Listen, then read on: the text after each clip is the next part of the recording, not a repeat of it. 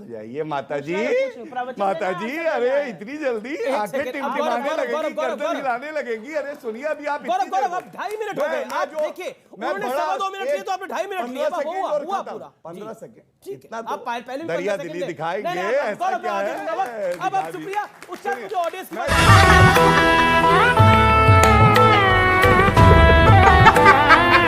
हो जाए। ओके, सुप्रिया जी, चलिए बीजेपी सवाल उठा रही है, बीजेपी विपक्ष है आपका, वो सवाल उठाएगी, लेकिन आपके अपने लोग सवाल उठा रहे हैं इन चुनावों के ऊपर। क्या आपको लगता नहीं है आपको अपना हाउस ऑर्डर में लाना पड़ेगा?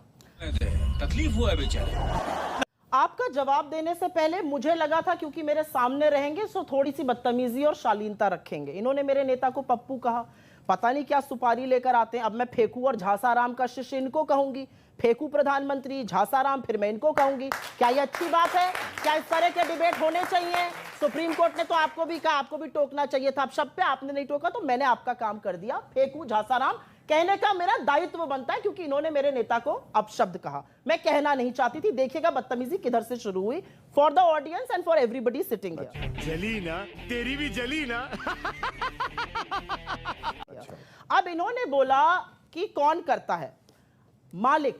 असल में एक मालिक को छोड़कर दूसरे के पास गए थे ना, तो उनको लगता है शीर्ष नेतृत्व मालिक होता है। नहीं, शीर्ष नेतृत्व मॉरल गार्जियन होता है। अच्छा। पता नहीं अखिलेश जी कैसे थे और नड्डा जी, अमित शाह जी कैसे, नहीं पता, क्योंकि आपने मालिक बदला है ना, तो आपको लगता है कि आप नौकरी करते हैं, मालिक बदलते हैं।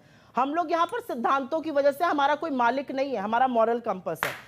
मुझे क्रेडिट नहीं चाहिए। अब आपको मैं एक चीज और बताती हूँ, सुनिए। नए नए गए हैं, पता नहीं हमारा संविधान की बड़ी इन्होंने प्रगाढ़ अध्ययन किया है।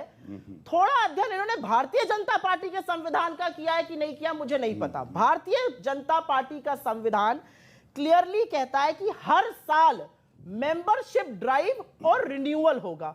जब रिन्यूअल होगा तभी आप मेंबर बनेंगे। सही कह रही हूं? भारतीय ये तो धोती खोल रहा है। जनता पार्टी का अंतिम रिन्यूअल जुलाई 2021 में हुआ था। एक साल से ऊपर हो गया, रिन्यूअल नहीं हुआ है। तो क्या मैं मानूं कि जेपी नड्डा जी खुद आज भारतीय जनता पार्टी के सदस्य बिना रहे भारतीय जनता पार्टी के अध्यक्ष बने हुए? ये तो इनका संविधान कहता है। आप बीच में मत बोलिए, आप प्रवक्ता नहीं। तो मुझे आप बताइए इनके संविधान में क्या है? इनका संविधान जो कहता है उसकी असलियत आपको बताती हूं।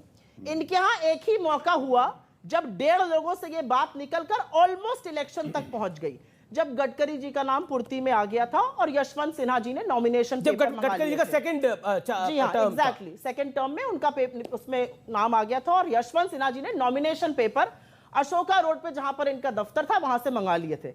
हड़कंप मच गया, तुरंत संघ आया और आनंद फानन में किसी तरह राजनाथ सिंह जी को बना दिया गया। इलेक्शन धरा का धरा रह गया। तो सूप बोले छलनी जिसमें 72 छेद, मतलब जबरदस्त बात आप कर रहे हैं। मेरे सवाल पर क्यों हिला डाला? आपके सवाल बीजेपी जो सवाल उठा रही है, लेकिन कांग्रेस के जो नेता सवाल उठा रहे हैं उस पर भी आप लोग गंभीर नहीं है, ऐसा क्यों? आपके सवाल का मैं जवाब देती हूँ। आपने सवाल किया, लोग सवाल उठा रहे हैं, यही तो लोकतंत्र है और यह जरूरी है। हमारे यहाँ एक आदमी सवेरे उठ के नहीं कहता I don't like his face, निकालो उसको बाहर करो पार्लियामेंट्री बोर्ड से। गडकरी को चेहरा पसंद नहीं आ रहा शिवराज सिंह चौहान का, बाहर करो, गेट आउट आउट, ऐसे करके निकाला जाता है। सुनिए अब मेरी बात, हमारे यहाँ अगर आपके पास भी 10 पीसीसी डेलीगेट हैं और आप एक पीसीसी डेलीगेट है तो आप आकर चुनाव। तो कांग्रेस के नेता तो कह रहे हैं वो डेलीगेट चुने कैसे गए, वो प्रक्रिया तो बताइए। कांग्रेस के नेता कह रहे हैं, ये कोई और नहीं कह रहा। खैर कोई नेता नहीं, मेरा सिर्फ ये कहना है कि मैं यहाँ पर अगर खड़ी हूं, मैं एक चुनी हुई पीसीसी डेलीगेट हूं। मुझे बूथ पर जाकर मेंबर्स बनाने थे, वो बूथ कमेटी